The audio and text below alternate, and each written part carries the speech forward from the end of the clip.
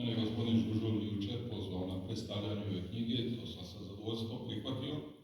I onda vozeći se iz Zagreba do Gospića, ispričao sam mu nekoliko priča koje se tiču Like, njene kulturne povijesti, a on me onda prozvao da nešto o tome kažem, a eto, nakon 4. puta popustio sam. Ali dopustite da dadem jednu napomenu. Gledajući portret Starčevića na ovoj knjizi i gledajući autora knjige, ja mogu reći da nikada nisam vidio veću sličnost između pisca i autora o kojem on piše. Zamislite gospodina Karišića sa nešto većim brkovima, malo većom kosom i malo većom bradom, isti je kao Ante Starčević. Još jednu obljetnicu smo obilježili prije 10 dana, a koja je vezana i uz Liku. Navršilo se 540 godina od tiskanja prve hrvatske knjige. Prema mišljenju Zvonimira Konundžića, to se dogodilo ovdje u Kosinju. To nije posve sigurno, to nije posve dokazano, ali nije niti opovrgnuto, bez obzira da li je tiskana u Kosinju ili ne. To je prva hrvatskim jezikom i glagolskim pismom tiskana knjiga, a ona, osim toga, svjedoči o bogatoj tradiciji glagoljačke pismenosti koja je vezana uz Liku, pa priča koja slijedi sada, vjerujem da će vam biti zanimljiva, a vjerujem također da je nikada niste čuli, iako ste trebali. Kada dođete ispred Nacionalne sveučilišne knjižnice, možete uočiti jednu kocku mramornu. Na njoj nema nikakvog napisa i ne zna se zašto je ta kocka tu. To je kocka nad jednom rupom koja je napravljena u tlu prilikom postavljanja kamena temeljca za novu zgradu Nacionalne sveučilišne knjižnice kada se radila.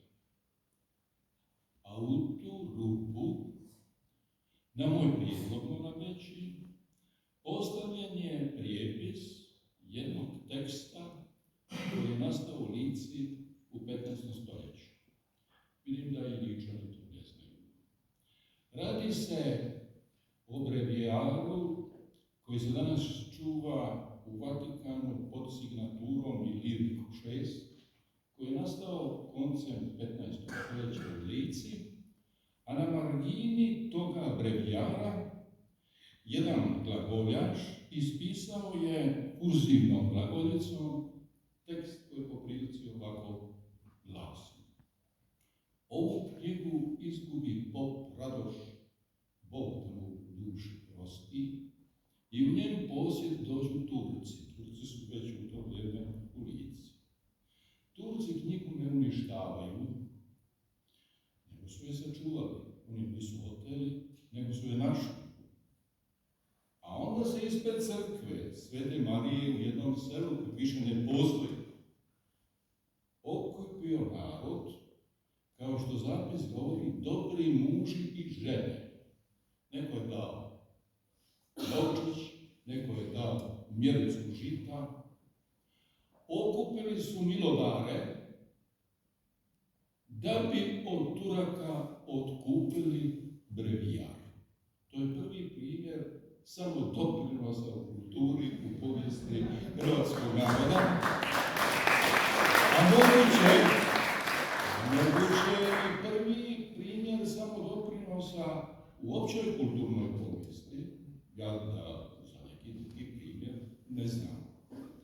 I upravo taj tekst, prepisan sad na uglatu glagoljicu, se nalazi u temeljima Nacionalne sveučilišne knjižnice, a da to se ne zna, pa i ovdje u Lici. Pa sam ja bio slobodan pokojnom biskupu Bogoviću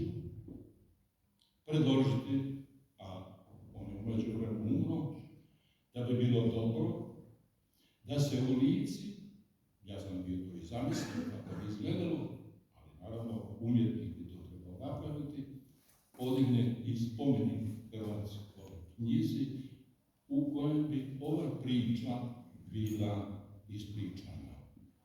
Ne trebam naglašavati koliko je to važno da se to zbilo upravo u Lici, koja nije bila samo zemlja vukova, sokolova i medvjeda, kao što kaže malo prije župan, nego je bila u to vrijeme vrlo razvijena kulturna sredina na prostoru između južne i sjeverne Hrvatske sa bitnom ulogom, koja će i kasnije doći do izražaja, a i preko njenog najvećeg sina Ante Starčevića u integriranju hrvatskog prostora, sjevera i juga.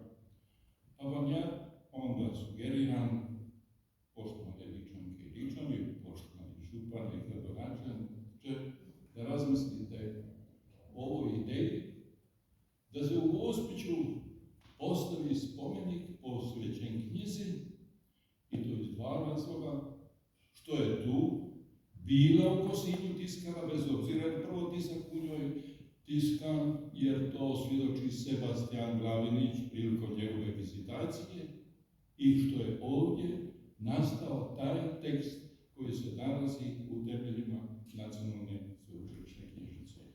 Gospodine autore, želim također čestitati, kao i svi ostali. Nakon riječi koje sam čuo u vašoj knjizi, ja sam čestitan, jer ja još nisam mogao priznati ovaj prošao. Hvala vam lijepa, svako dobro vam želim.